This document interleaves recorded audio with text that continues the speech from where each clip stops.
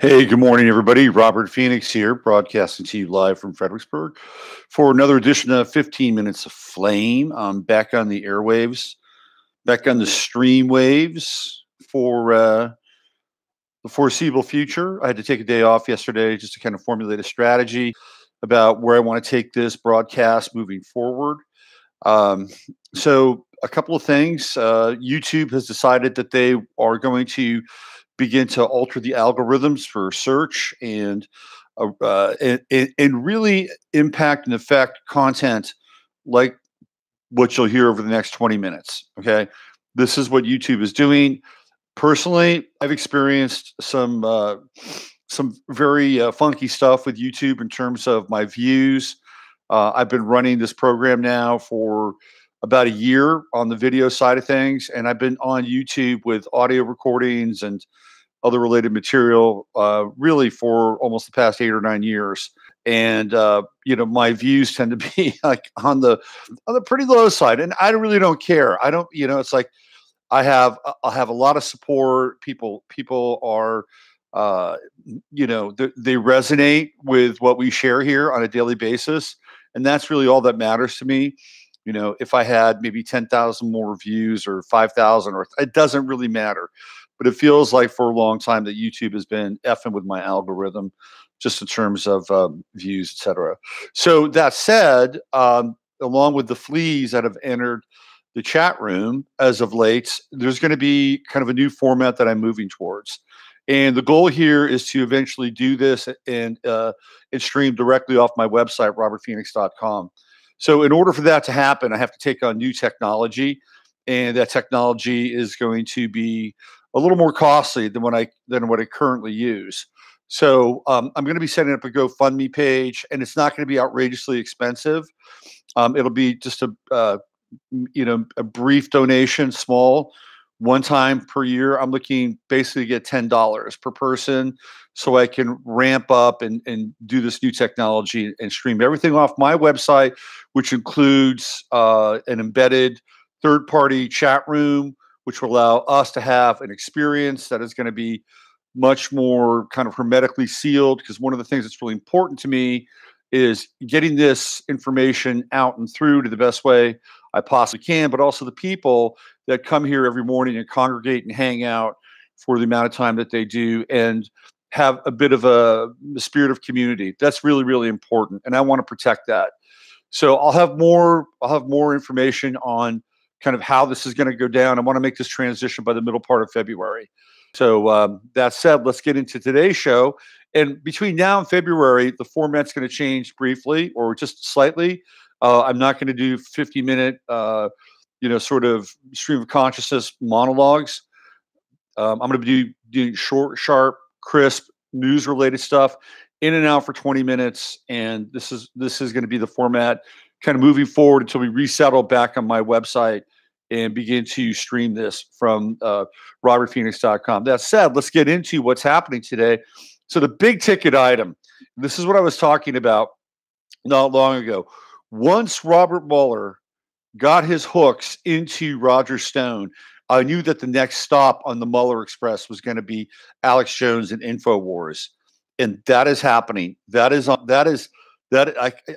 You could just write it down right now that within the next week, there will be federal agents. They're going to be FBI agents at Alex Jones's studios in Southeast Austin. I kind of know where they are, to be honest with you. So they're going to be there, and they're going to be knocking at the door. Why is that going to happen? Because Alex Jones has been a target all along. Alex Jones pissed off Hillary Clinton, went after Hillary Clinton hardcore, sold all the Hillary Clinton shirts, the Bill Clinton shirts, and made a lot of enemies in the process. And I'm not saying that Hillary or Bill didn't deserve those shirts, but really what happened is that he really put. Now, what we're seeing here is I think we're seeing the vindictive nature of Hillary Clinton, who's a Scorpio, and they don't let go. So Hillary Clinton is on a warpath, and I think one by one, she wants to decimate and pick off the people that she thinks were responsible for her losing the election in 2016. And Alex Jones is in the crosshairs. Now, keep in mind, he also got into Robert Mueller's face, not personally, but online while he was streaming his content. On a number of his shows, he said, "Come get me, Mueller. Come get me, Mueller. Come get me, Mueller." Well, Mueller's going to come get him now. Why and how is this going to happen? I'll tell you. There was a letter that was recently sent by David Jones, who's Alex's father, and David Jones runs Free Speech LLC. It's one of the LLCs that are tied to InfoWars. And so David Jones, I guess, would be the acting CEO of this one LLC. So he sent Jerome Corsi a letter. And in the letter, he informed Jerome Corsi that InfoWars, are no longer going to pay him $15,000 a month. That his contract, which is up on the 31st of this month, is not going to be renewed. Jerome Corsi was relieved of his duties at InfoWars in the early part of 2017. I think it might have been late 2016. He's been making essentially $15,000 a month without doing a thing for the last 9 months. So Jerome Corsi was doing pretty well. So the question now is, why did Alex Jones continue to pay Jerome Corsi? Now, how did we know about this? It's because Roger Stone put it on his Instagram. Roger Stone put that letter that was sent by David Jones, Alex Jones's father, to Jerome Corsi on Instagram, and he basically called Jerome Corsi a liar. So now what do we have? We have the alt-right going at each other's throats now, which is exactly what Hilary Clinton and Bob Mueller and all the people that are on the left, or at least on that side of the equation, this is what they want.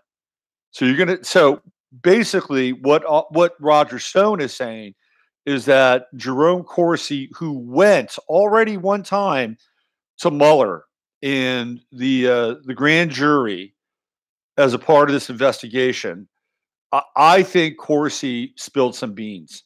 And if you saw the video of Corsi, when he was doing all this, he was a mess. He was a total mess. He was asking people to pray for him. And then he said, well, I'm not going to testify. And he made a kind of a very indignant stand against Mueller and the FBI investigation. They're trying to get me to lie. Well, probably what happened is he probably gave them a little something. And Mueller and his crew said, okay, well, you go out now and you can, basically say whatever you want as long as it's not going to be completely incriminating, or you're not going to be totally insulting towards us in this investigation. So Corsi played the role of being the indignant patriot. And now Roger Stone is basically saying Corsi said something, shared something with the Mueller investigation, that he's a liar. And he's using this letter from Alex Jones's father to show that Corsi was on the payroll. So now if you're the Mueller team, this is exactly what you want. You want to know why Jerome Corsi was being paid $15,000 a month to do nothing. Was it hush money? Now, Alex Jones has already suffered a pretty severe blow against the families of Sandy Hook, because there was a judge that ruled that Alex Jones had to give up access to his emails and his servers so they can perform discovery. And once they're in there, everything is open. Everything is available. It's all fair game for the prosecution. So now the next phase of discovery, which is going to be a two-pronged attack going against InfoWars, is to find out what the money situation for InfoWars is. Who gets paid, how much they get paid, and where the money comes from. Now, according to Alex Jones, InfoWars makes on the average $45 million a year gross. That's a lot of money. That is a hell of a lot of money. Now, he claims to take a salary of $2 million a year, which, you can live fairly well on in Austin, Texas. It's not as expensive as California. Some people in Texas would say it's actually quite expensive, that the cost of living is high in Austin. Comparatively speaking, trust me, it's not.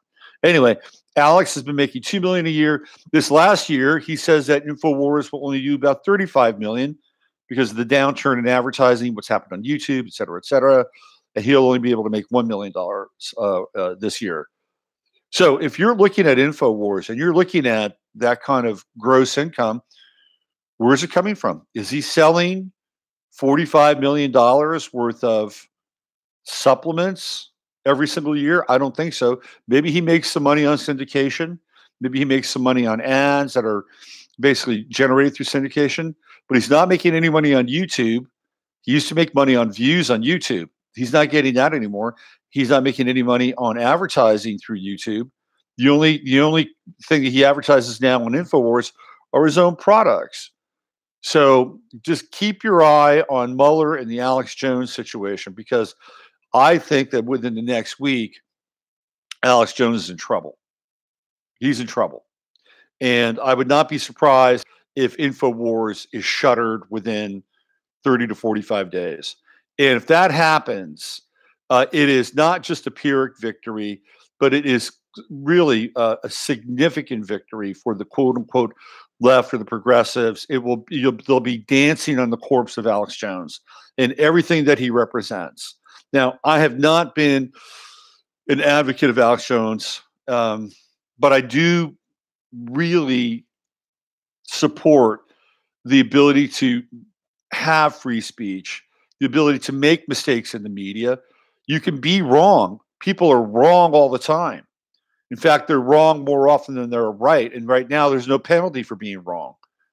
Now, there's a very interesting situation that just happened last night in Chicago. One of the actors for the cast of Empire said that at 2 o'clock in the morning, he decided to go get a sandwich down at Subway.